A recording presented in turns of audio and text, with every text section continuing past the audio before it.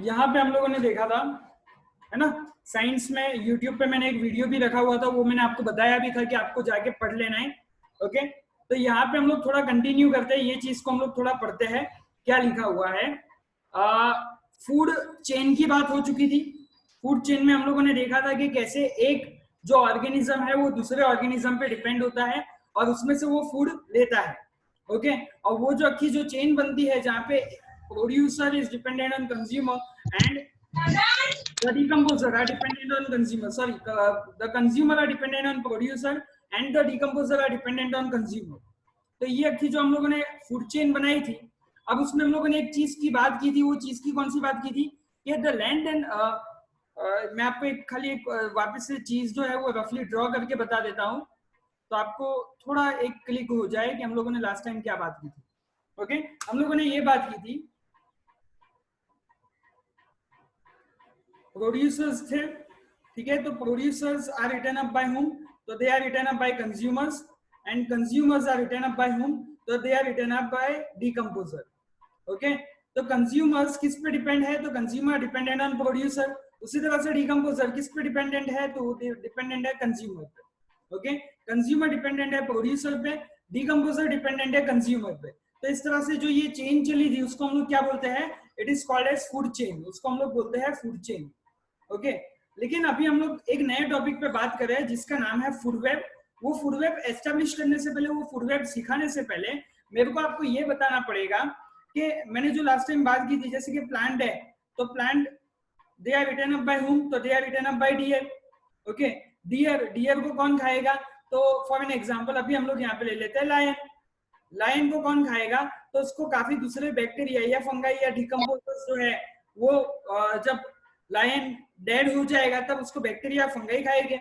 लेकिन यहाँ पे हमको ये बात करनी है कि ये जो डियर है वो जरूरी नहीं है कि डियर को खाली लायन ही खाएगा।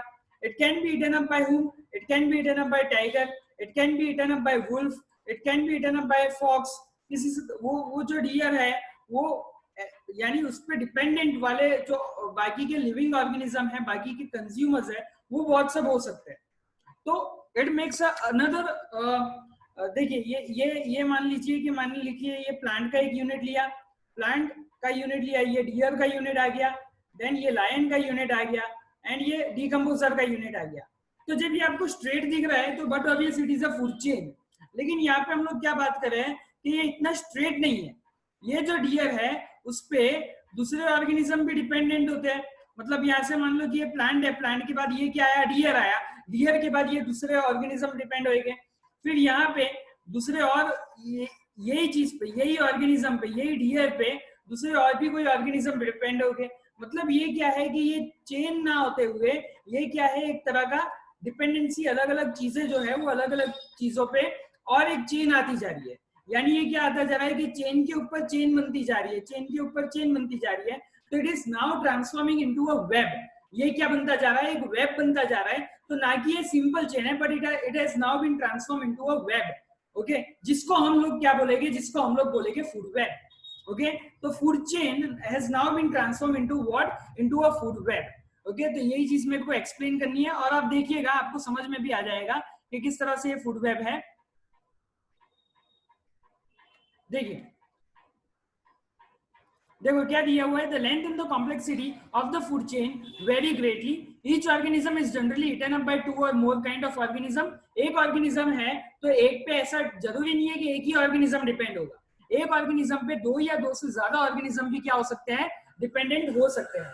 विच in turn eaten up by several other organism, उस पर डिपेंडेंट होने वाले और भी ऑर्गेनिज्म है। So instead of a straight line food chain, the relationship can be shown as a series of a branching line, which is called a food web. तो एक straight line ना होते हुए ये क्या बन जाएगा, एक फूड वेब बन जाएगा। ओके, समझ में आ रहा होगा आपको। तो यहाँ पे एक एग्जांपल दिया हुआ है, देखिए ये एक सीधा नहीं है, ये बहुत ही एक कॉम्प्लिकेटेड फिगर है। ठीक है, देखिए ये बहुत ही कॉम्प्लिकेटेड फिगर यहाँ पे बताया हुआ है। यहाँ पे आप देख सकते हैं ये फ्रॉग जो है, यहाँ पे फ्रॉग को खाली आप एग्जाम्पल के तौर पे लीजिए। ठीक है, ये फ्रॉग यहाँ पे स्नेक भी खाएगा और यहाँ पे मान लीजिए कोई और जो वल्चर है या कोई भी ऑर्गेनिज्म है वो भी उसको खाएगा।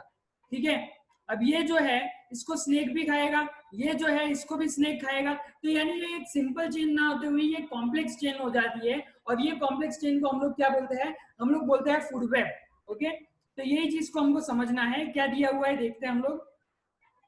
From the energy flow diagram two things become clear, दो चीजें हमको क्लियर हो जाती है।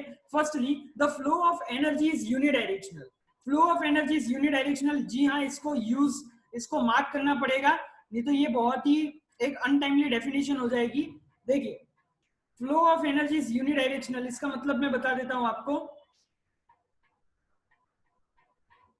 देखिए यहाँ पे जो एनर्जी प्रोड्यूसर के पास थी वो एनर्जी कहां पे जाती है, कंज्यूमर के पास जाती है, और वो एनर्जी कहां पे जाती है, डिकम्पोजर के पास जाती है।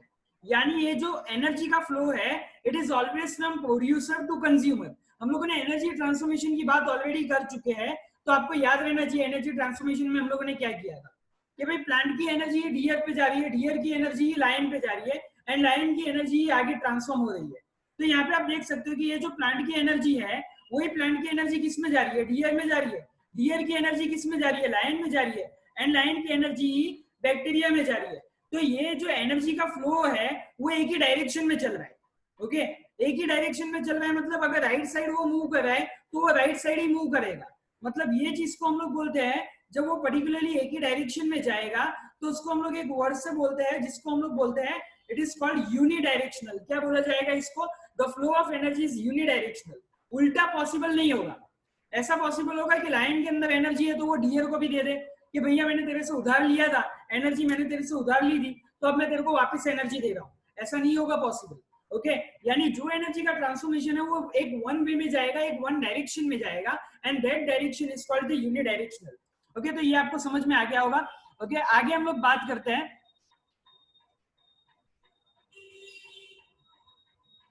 Okay, coming back to the food web, the energy that is captured by the autotrophs does not revert back to the solar input. देखिए यहाँ पे क्या बोला हुआ है कि ऑटोट्रॉफ्स मतलब कि प्लांट्स ने जो एनर्जी ली, प्लांट कहाँ से एनर्जी ले गए, तो प्लांट एनर्जी ले गए सन से। वो आपको पता ही है, मैंने बताया था कि प्रोड्यूसर जो है उनका मेन फॉर्म ऑफ एनर्जी कहाँ से उनको एनर्जी मिलेगी, सन से एनर्जी मिलेगी, राइट। तो यहाँ पे देखिए आप, the energy that is captured by autotrophs does not revert back to the solar input. यानी एनर्जी जो एक बार प्रोड्यूसर ने ले ली सन से, वो सोलर एनर्जी को वापस वो नहीं दे पाएगा। प्लांट ने एक बार एनर्जी कर ली तो प्लांट बोल पाएगा कि भाई अब मेरा काम तो हो गया, चलो सन को वापस से एनर्जी दे देते हैं। नहीं, ऐसा नहीं हो पाएगा। यानी एनर्जी का फ्लो का जो डायरेक्शन है वो एक ही डायरेक्शन में जाएगा। देखिए यहाँ पे दिया हुआ है the energy which passes through herbivores, उसी तरह से एक एग्जांपल दिया हुआ है, does not come back to the autotrophs.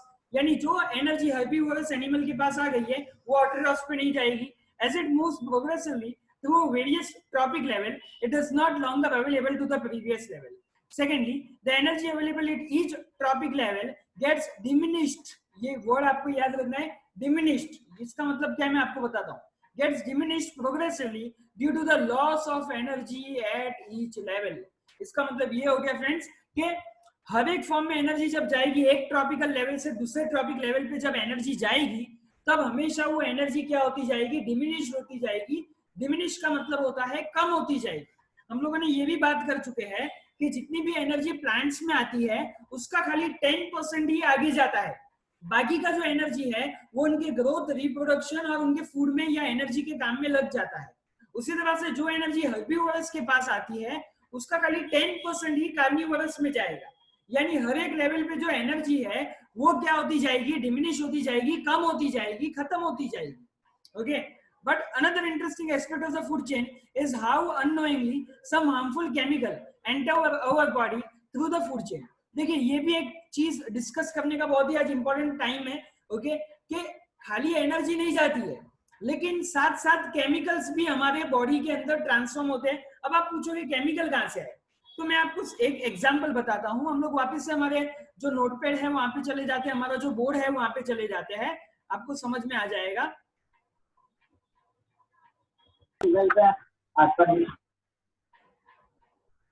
Okay, तो यहाँ पे आप देख सकते हैं ये जो बोर्ड है उसमें क्या दिखाया हुआ है कि प्लांट का जो एनर्जी है वो प्लांट का एनर्जी कहाँ पे जाएगा, डीएर में। डीएर का एनर्जी कहाँ पे जाएगा, लायन में। लायन का एनर्जी जाएगा बैक्टीरिया में। बट अब आप समझिए कि ये प्लांट या मान लीजिए ये जो हमारा एग्रीकल्चर वाला पार्ट है ऑटोट्रॉफ्स वाला जो पार्ट है, ठीक है, तो ये जो प्लांट है उसमें क्या हम लोग केमिकल नहीं डालते हैं, तो बट अब ये से डालते हैं। कौन से केमिकल्स डालते हैं, तो हम लोग पेस्टिसाइड यूज करते हैं। ओके, हम लोग अलग अलग टाइप के क्या बोलते हैं उसको, मैन्योर यूज करते हैं। ओके, ताकि प्लांट का ग्रोथ अच्छा हो सके, एग्रीकल्चर का ग्रोथ अच्छा हो सके।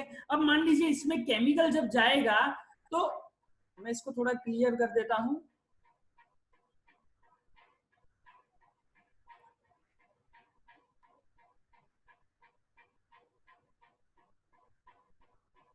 देखिए, जैसे कि प्लांट, फिर आ गया हर्बीवोरस एनिमल जिसको हम लोग सेकेंड ट्रॉपिक लेवल बोलते हैं, उसके बाद आएगा कार्निवोरस एनिमल, और उसके बाद क्या आएगा, डिकम्पोजर्स।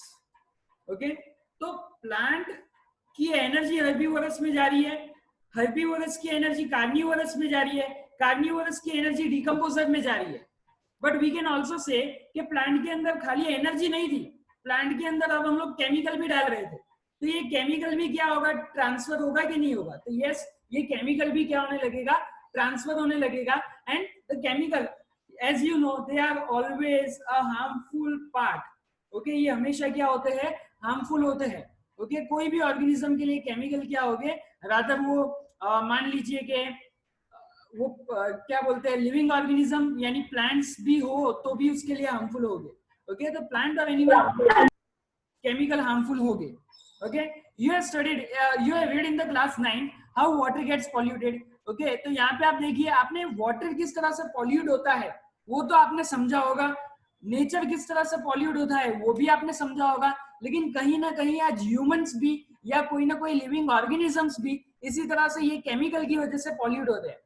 जी हाँ, मैं बात कर रहा हूँ कि भाई हम लोगों ने देखा है कि केमिकल की वजह से वाटर पॉल्यूट हो रहे हैं, हम लोगों ने देखा है कि केमिकल या फैक्ट्रीज की वजह से हमारा फॉरेस्ट कट आउट होता है, लेकिन कहीं ना कहीं आज जो हमारा जो ये फूड चेन के वजह से हम लोग जो समझ पा रहे हैं, उसमें हमको एक और चीज समझनी चाहिए कि हम लोग खुद पॉल्यूट हो रहे हैं, क्योंकि जो एग्रीकल्चर चीजों में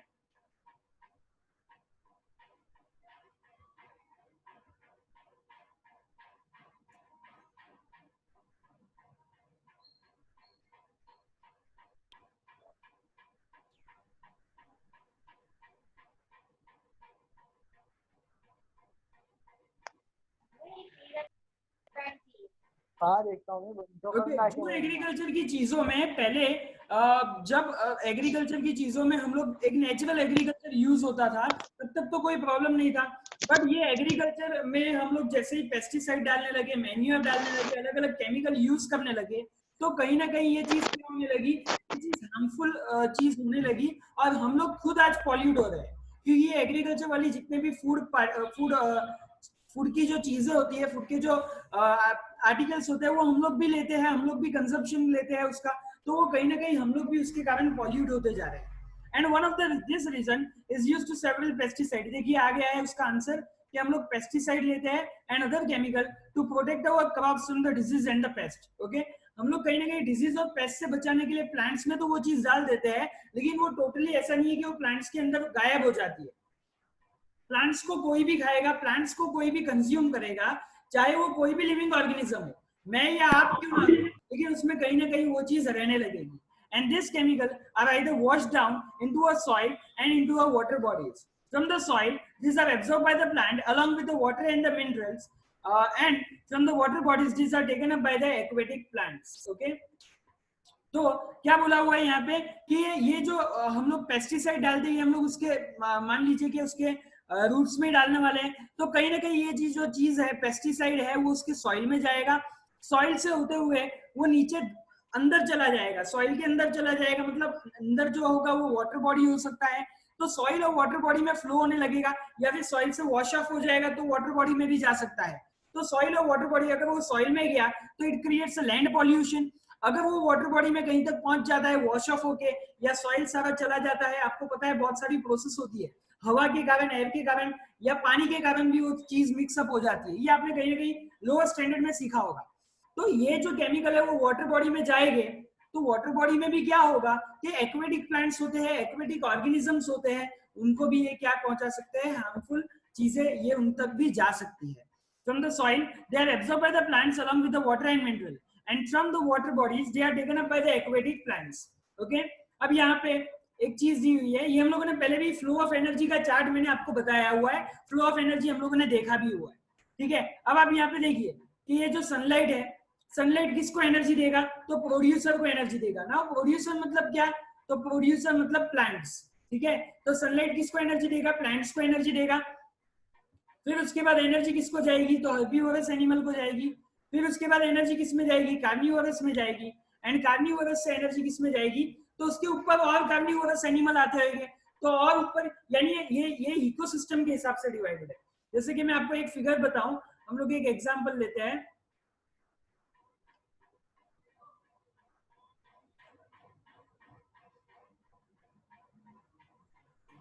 देखिए यहाँ पे आपको कहीं ना कहीं कुछ एग्जांपल ऐसे मिल जाएंगे, ठीक है। आप ये देखिए यहाँ पे प्लांट्स आया, प्लांट के बाद ये एक और आया, छोटी सी फिश है, या छोटा सा हम लोग कह सकते हैं क्योंकि एक्वेटिक एनिमल है, उसको फिश खाएगा, then it is eaten up by vulture. तो यहाँ पे वल्चर, ये जो भी एनिमल है, इसने किसको खाया, आप मान लीजिए कि ये एनिमल ने एनिमल को ही खाया, तो ये वाला जो एनिमल हो गया वो कौन सा एनिमल हो गया, तो it is dependent on other organism, so it becomes a carnivore animal. इसी तरह से ये वाली जो फिश है ये किस पे डिपेंड है, तो ये छोटे वाले एक्वेटिक ऑर्गेनिज्म पे डिपेंड है। तो ये वाला जो ऑर्गेनिज्म हो गया, जो सेकंड 1, 2 एंड थर्ड, ये जो थर्ड ट्रॉपिक लेवल पे आया हुआ है, दिस वन, ये जो थर्ड ट्रॉपिक लेवल पे आया हुआ है, it is dependent on what, it is dependent on organism, so it becomes a second, it depends on the second trophic level. लेकिन ये वाला भी क्या है, एक ऑर्गेनिज्म ही है, तो अगेन ये चीज क्या हो जाएगी, ये वाला जो ऑर्गेनिज्म हो जाएगा वो भी क्या हो जाएगा, कार्निवोरस। तो इसका मतलब क्या हर्बीवोरस के बाद कार्निवोरस, और कार्निवोरस के, मैं आपको क्या सिखाना चाहता हूँ कि ऐसा नहीं है कि हर्बीवोरस के बाद कार्निवोरस आया और कार्निवोरस के बाद डिकम्पोजर आ जाएगा डायरेक्टली, नो। कार्निवोरस के ऊपर भी टॉप लेवल के कार्निवोरस एनिमल होते हैं, ओके। तो यहाँ पे वही चीज आपको बताई गई है, आप यहाँ पे देख सकते हैं।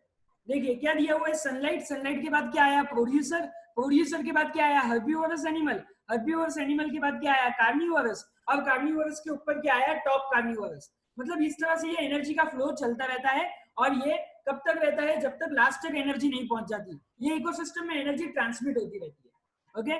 This is one of the ways in which they enter the food chain, as this chemicals are not degradable. ये जो है वो डिग्रेडेबल नहीं है। डिग्रेडेबल मतलब क्या, कि समय रहते डिस्ट्रॉय हो जाना। फॉर एन एग्जाम्पल, आपने आज बनाना खाया, तो बनाना का जो पील था, बनाना का जो छिलका था, वो आपने कहीं पे फेंक दिया। अब वो कुछ समय तक एनवायरमेंट में रहेगा, लेकिन धीरे धीरे वो क्या होने लगेगा, वो धीरे धीरे काला होने लगेगा, सड़ने लगेगा, सड़ते सड़ते वो खत्म हो जाएगा। ये एक नॉर्मल प्रोसेस है जो हर एक मान लीजिए कि हर एक जो लिविंग चीज में से आई होती है, चीजें जो डिग्रेडेबल होती है, जो एनवायरमेंट के साथ होती है, वो चीज में ये देखा जाता है कि वो चीज डिस्ट्रॉय हो जाती है, डिस्ट्रॉय होने के बाद वो चीज एनवायरमेंट में खत्म हो जाती है। तो ये चीज होती क्या है, ये जो डिस्ट्रक्शन का जो प्रोसेस है वो क्या होता है कि आपने जो पील फेंका उस पर क्या एक्ट करेगा, उस पर बैक्टीरिया, फंगस, अलग अलग लेवल के माइक्रो ऑर्गेनिज्म उस पर चढ़ जाएंगे और उसको धीरे धीरे क्या करने लगेंगे, सड़ाना चालू कर देंगे। हम लोग उसको देखते हैं कि वो सड़ रहा है, वो बिगड़ रहा है, लेकिन वो एक तरह का फूड बन रहा है माइक्रो ऑर्गेनिजम्स के लिए। आप समझ सकते हो वो चीज को, ठीक है। तो ये चीज क्या हो जाती है कि इट इज नॉट के खराब हो रहा है वो, it is just it is becoming a part of a food, okay, for that microorganism। आपको दिख रहा है कि वो खराब हो रहा है, लेकिन वो खराब नहीं हो रहा है, वो फूड बन रहा है किसी और माइक्रो ऑर्गेनिजम्स के लिए, ओके। तो वो जो चीज माइक्रो ऑर्गेनिज्म जो जिसपे एक्ट कर सकते हैं, वो चीज को हम लोग बोलेंगे डिग्रेडेबल। जो चीज पे माइक्रो ऑर्गेनिज्म एक्ट कर सकते हैं, वो चीज को हम लोग बोलेंगे डिग्रेडेबल, ओके। यानी डिग्रेडेबल मतलब क्या, कि वो एनवायरमेंट से खत्म हो जाएंगे, वो एनवायरमेंट में नहीं रह पाएंगे। लेकिन आप बात कीजिए प्लास्टिक की, तो प्लास्टिक एक ऐसी चीज है जिसपे माइक्रो ऑर्गेनिज्म फूड नहीं खा सकते, वो अपना फूड नहीं बना सकते उस पे से, तो उसको हम लोग बोलेंगे नॉन डिग्रेडेबल। समझ में आ गया आपको, डिग्रेडेबल एंड नॉन डिग्रेडेबल दो ग्रुप बन गए। डिग्रेडेबल का मतलब क्या, कि जिसपे माइक्रो ऑर्गेनिज्म एक्ट कर सके, दैट बिकम्स अ डिग्रेडेबल। जिसके लिए वो अपना फूड बना सके वो डिग्रेडेबल हो जाएगा, और जिसपे माइक्रो ऑर्गेनिज्म एक्ट ना कर सके वो हमारे लिए क्या हो जाएगा, that becomes a non degradable. Understood, okay. तो यहाँ पे जो केमिकल जो ट्रांसफर हो रहा है ना, हम लोग केमिकल पे आ जाते हैं, हमारी बात केमिकल पे थी। तो प्लांट ने क्या किया, हम लोगों ने उसको पेस्टिसाइड दे दिया, हम लोगों ने उसको मैन्योर दे दिया, बहुत सब केमिकल फर्टिलाइजर डाल दिए, राइट। अभी तो मैन्योर जो है वो केमिकल फर्टिलाइजर से बने होते हैं, आपको पता होगा, आप लोगों ने 9th स्टैंडर्ड में मैन्योर और केमिकल फर्टिलाइजर के बारे में पढ़ा भी होगा कहीं ना कहीं। ओके, तो मेरे कहने का मतलब ये है कि जब केमिकल डाले जाते हैं, केमिकल प्लांट्स में जाते हैं और प्लांट से बाद में केमिकल आगे जाते हैं, तो ये केमिकल जो है उस पर माइक्रो ऑर्गेनिज्म वर्क नहीं कर सकते, बिकॉज ये केमिकल है। ओके, ये आर्टिफिशियल चीज है।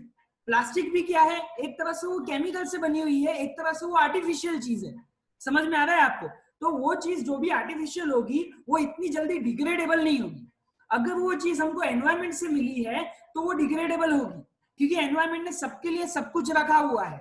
वो किसी को भी भूखा रहने नहीं देगा, वो हमको भी भूखा रहने नहीं देगा, और ना वो माइक्रो ऑर्गेनिज्म को भी भूखा रहने देगा। लेकिन हम लोग जो चीज बनाते हैं वो हमारे सेल्फिश मोटिव की वजह से बनाते हैं, तो वहां पे वो चीज डिग्रेड हो नहीं पाती है, वो चीज खत्म हो नहीं पाती है। वो केमिकल की हम लोग बात कर रहे हैं, तो केमिकल डिग्रेड नहीं हो पाता है, तो वो क्या होते जाता है, हर एक लेवल पे वो एक्यूमुलेट होते जाता है। यहाँ पे मैं बात कर रहा हूँ कि एनर्जी, जब हम लोग एनर्जी की बात कर रहे थे, अगेन हम लोग एक टॉपिक पे आ जाते हैं, वही हमारा नोटपैड ले लेते हैं। आप देखिए यहाँ पे मैंने आपको बताया था, ये चीज के बारे में मैंने बताया था कि सनलाइट, पहले हम लोग एनर्जी की बात करें, राइट। तो अभी हम लोग वो आप भूल जाइए थोड़ा, अभी मैंने डिग्रेडेबल नॉन डिग्रेडेबल बनाया, वो 5 मिनट के लिए थोड़ा हम लोग ड्रॉप डाउन लेते हैं। लेकिन पहले यहाँ पे समझते हैं कि हम लोगों ने क्या बताया था कि जो सनलाइट है, सनलाइट में से जो लाइट जाती है तो प्लांट उसका कितना यूज करेगा, तो ये परसेंटेज आप याद रख लीजिए, ये आंसर के फॉर्म में आपको बनाने के लिए बहुत ही यूजफुल रहेगा। ओके, तो सनलाइट की जो लाइट पड़ती है उसमें से खाली 1% of the light is useful for the plant. तो प्लांट कितना यूज करेगा, खाली और खाली 1% एनर्जी यूज करेगा उसको फूड बनाने के लिए, फूड में कन्वर्ट करने के लिए और उसके ग्रोथ के लिए। अब प्लांट के अंदर जितनी भी एनर्जी मिली उसको, उसका खाली 10% कहाँ पे जाएगा, हर्बीवोरस में जाएगा। समझ में आ रहा है आपको? हर्बीवोरस को जितनी एनर्जी मिली उसमें से वो थोड़ी बहुत ग्रोथ में लगा देगा, थोड़ा रिप्रोडक्शन में लगा देगा, अलग अलग डिस्ट्रीब्यूशन हो जाएगा। और इसका जो 10% है वो आगे चला जाएगा, कहाँ पे चला जाएगा, कार्निवोरस में चला जाएगा। कार्निवोरस को जितनी भी एनर्जी मिली उसमें से क्या करेगा, वो अपने ग्रोथ और उसके लिए लगा देगा, लेकिन खाली 10% जो है वो आगे बढ़ पाएगा। इतना आपको समझ में आ जाना चाहिए। ओके, लेकिन अब हम लोग बात करते हैं कि ये लोग तो एनर्जी तो यूज करके आगे आगे 10% जाने दे रहे हैं, लेकिन जो केमिकल हम लोग डालते हैं, ये तो सन है, ये तो नेचुरल चीज हो गई ना, this is a natural, purely natural, right.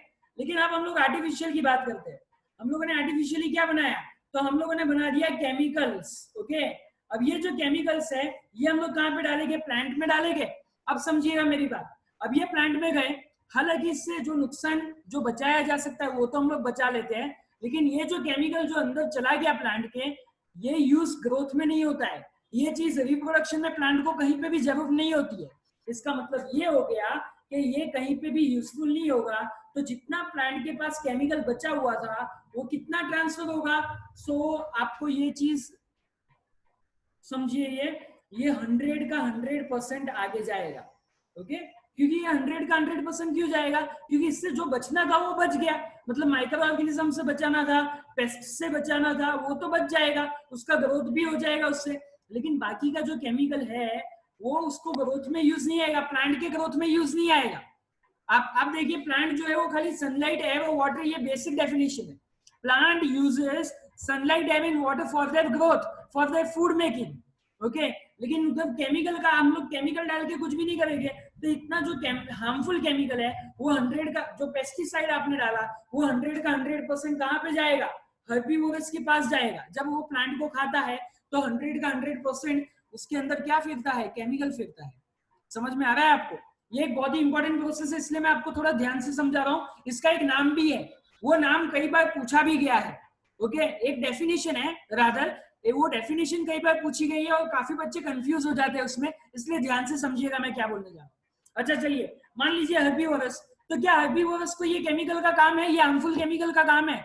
Again the answer is no, herbivores को भी ये केमिकल का कोई काम नहीं है। तो हर्बीवोरस क्या कर देगा भैया, हर्बीवोरस कार्निवोरस को, हर्बीवोरस जो है वो कार्निवोरस को यही 100 का 100% जो है वो केमिकल जो है वो ट्रांसफर कर देगा। अब कार्निवोरस के अंदर 100% केमिकल आ गया, तो कार्निवोरस क्या करेगा, वही 100% डिकम्पोजर्स को ट्रांसफर कर देगा। समझ में आ रहा है आपको?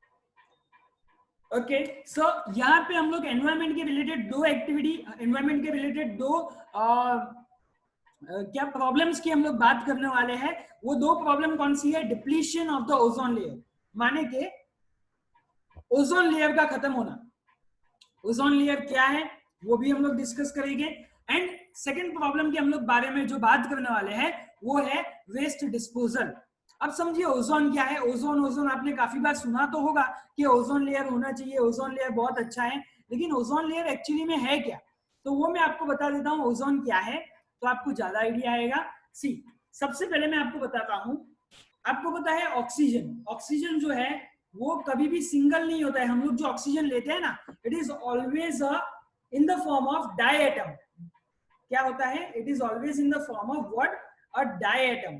डायएटम का मतलब होता है, डायएटम का मतलब होता है it is always in the form of two atoms, दो एटम्स के फॉर्म में होगा। ओके तो यहाँ पे ऑक्सीजन ये एक एटम हो गया, प्लस एक और ऑक्सीजन अगर मैं सामने लाऊंगा तो मेरे को क्या मिल जाएगा? O2। ये जो O2 है आपने ये देखा होगा, O2, O2 मतलब दो एटम वाला हो गया, मतलब ये जो है एक मॉलिक्यूल बन जाता है, this becomes a molecule. Okay तो ये चीज आपको क्लियर होगी, कॉम्बिनेशन ऑफ एटम्स में मॉलिक्यूल। तो O2 हमारा क्या बन गया? It makes a molecule. तो O2 हो गया molecule which is called a diatom, मतलब दो एटम से बना हुआ है एक मॉलिक्यूल है। अब ये क्या होता है यहाँ पे, ये जो O2 है वो एटमॉस्फेयर में एक और O का उसका सामना करना पड़ता है। ऑक्सीजन तो होता ही है एटमॉस्फेयर में, तो ये जो हमारा O2 जो बना है, जो हम लोग ऑक्सीजन लेते हैं, जो हम लोग ऑक्सीजन इनहेल करते हैं, उसके साथ एक और एक ऑक्सीजन का एटम हो जाता है और ये अपने एक नेक्स्ट लेवल पे चला जाता है और पावरफुल हो जाता है हमारे रेस्पिरेशन के लिए और एक अच्छा मीडियम बन जाता है जिसको हम लोग बोलते हैं O2। उसमें एक और ऑक्सीजन ऐड हो गया तो अब इसका नाम क्या हो गया? O3। ठीक है तो ये वाला जो था वो हमारा जो क्या बोलते हैं फेमस, ओके हमारा जो प्रख्यात ऑक्सीजन है। और ये जो O3 हमारा जो बना, इसको हम लोग थोड़ा नया नाम दे देते हैं, थोड़ा हीरोइक नाम दे देते हैं, जिसको हम लोग नाम देंगे ओजोन। ओके O2 हमारा घरेलू ऑक्सीजन एंड O3 एक हीरोइक नेचर नाम दे दिया हम लोगों ने इसको ओजोन। समझ में आ गया आपको? तो O3 बिकम्स नाउ ओजोन। ठीक है अब ये ओजोन क्या करता है, तो ये ओजोन का लेयर ऊपर हो जाता है। ये चलिए इसका थोड़ा हम लोग थोड़ा डीप में पढ़ लेते हैं, बाद में मैं आपको बताऊंगा कि क्या प्रोसेस होती है, राइट? तो मैं थोड़ा आपको डीप में ले जाता हूँ, थोड़ा उसके रिलेटेड स्टडी कर लेते हैं और बाद में थोड़ा हम लोग रीड आउट करने के बाद मैं आपको बताऊंगा कि एटमॉस्फेयर में क्या प्रोसेस होती है उसके लिए। Okay so O3 is a molecule form by 3 atoms of oxygen. देखो पता चल गया, ओजोन एक हीरोइक नाम दे दिया हम लोगों ने। O3 is a molecule form by 3 atoms of oxygen while O2 which is normally referred as oxygen। तो O2 हमारा घरेलू क्या हो गया? ऑक्सीजन हो गया। Okay which is essential for all the aerobic forms of the life। okay now this ozone is a deadly poison। okay ozone क्या है? डेडली पॉइजन है। However, at higher levels of the atmosphere, मैं आपको ये समझाऊंगा कि इसको deadly poison भी बोलते हैं, वो भी हम लोग समझेंगे। ओके सो नाउ क्या बोला हुआ है? However, at high levels of the atmosphere, ozone performs an essential function. It shields the surface of the earth from the ultraviolet radiation from the sun, and this radiation is highly damaging to the organism. For example, it is known as to the skin cancer in human beings। मतलब क्या बोला हुआ है कि ये जो ozone है, ये जो ओजोन है वो कहाँ पे होता है? तो वो एटमॉस्फेयर के लेयर में होता है और ये कहीं ना कहीं हमको यूवी रेडिएशन या अल्ट्रावायलेट रेडिएशन से बचाता है। और ये अल्ट्रावायलेट रेडिएशन से जब हमको बचाता है तब ये काफी सारी बीमारियों से भी हमको बचाता है जो जो अल्ट्रावायलेट रेडिएशन हमको हार्म करने वाले होते हैं। The best example of it is skin cancer. Skin cancer से भी हमको ये बचाता है। Ozone at higher level of the atmosphere is a product of the UV radiation acting on a O2 molecule. The high energy of the UV radiance split the some molecule of O2 into a free oxygen atoms, and this atom can combine in the molecular form as shown as below। देखिए ये O2 जो है वो क्या करते हैं? UV radiation के सामने आके O+O बन जाते हैं। एंड देन ये जो O2 है, ये जो हम लोगों ने अभी जो प्रोसेस देखी ना ओजोन बनाने की, वही प्रोसेस दी हुई है, लेकिन इसको एक जनरलाइज फॉर्म में एक्सप्लेन किया हुआ है, वो भी मैं आपको थोड़ी देर में समझा दूंगा। Okay the amount of ozone in the atmosphere began to drop sharply in the 1980। देखिए ओजोन की जो प्रॉब्लम आ रही है कि वो ड्रॉप डाउन ले रहा है। ड्रॉप डाउन ले रहा है मतलब क्या, धीरे धीरे खत्म हो रहा है। ये प्रॉब्लम कब से चालू हुई है, तो ये प्रॉब्लम शार्पली 1980 से नोटिस करने में आई है। And this decrease has linked to a synthetic chemicals like a chlorofluorocarbons which are the refrigerant and in the fire extinguisher. Okay, ये जो ओजोन है, ओजोन का लेयर आज क्यों ड्रॉप आउट हो रहा है, ओजोन का लेयर क्यों खत्म हो रहा है, तो उसके लिए केमिकल रिस्पॉन्सिबल है। वो केमिकल का नाम है क्लोरोफ्लोरोकार्बन्स, जिसको हम लोग शॉर्ट में बोलेंगे CFC, क्लोरोफ्लोरोकार्बन्स। ओके, ये कहाँ पे यूज होते हैं, तो रेफ्रिजरेंट्स में। रेफ्रिजरेंट्स मतलब क्या, रेफ्रिजरेटर ले लो आप, जो भी चीज में ठंडक मिलती है, एसीज ले लो आप, ये सारी जगह पे CFC का यूज होता है। Okay, and in the fire extinguisher, fire extinguisher में भी यूज होता है ये। In 1987 United Nation Environmental Programme UNEP succeeded for forging an agreement to freeze CFC production at 1986 levels. Okay, it is mandatory for all manufacturing companies to make a CFC free refrigerator throughout the world. अभी इन लोगों ने mandatory कर दिया हुआ है कि जितना कम हो सके उतना आपको CFC का लेयर कम रखना है। CFC का जो अमाउंट है एक फिक्स रखना है, उससे ज्यादा आप CFC नहीं डाल सकते। जैसे कि आपने सुना होगा कि मैगी में बीच में सल्फाइड और लेड का कंटेंट ज्यादा आ गया था, तो मैगी को बैन कर दिया था, लेकिन बाद में उनको बोला कि आप ये चीज हटा लो तो हम लोग आपको वापस से मार्केट में आने देंगे। उसी तरह से CFC को काफी सारे रेफ्रिजरेटर ने बैन करवा दिया था और बाद में इनका प्रोडक्शन जो था वो थोड़े टाइम तक रुक गया था, एंड देन इनको लेवल पे लाके वापस से इनको लाया गया, CFC को थोड़ा कम करवा के। ओके, तो आई होप इतना थोड़ा आपको समझ में आया होगा। सेकेंड लेक्चर हम लोग लेंगे जी, यस, हम लोग सेकेंड लेक्चर के लिए मिलेंगे। सेकेंड लेक्चर होगा, फर्स्ट लेक्चर हमारा लेस देन 1 मिनट पे बाकी है, लेकिन सेकेंड लेक्चर लेना पड़ेगा। बहुत लोगों को प्रॉब्लम होगी, लेकिन थोड़ा कंटिन्यू कर लेंगे, जितना जल्दी हो सकेगा उतना जल्दी मैं कंप्लीट करने की कोशिश करूंगा। ठीक है, तो हम लोग सेकेंड लेक्चर के लिए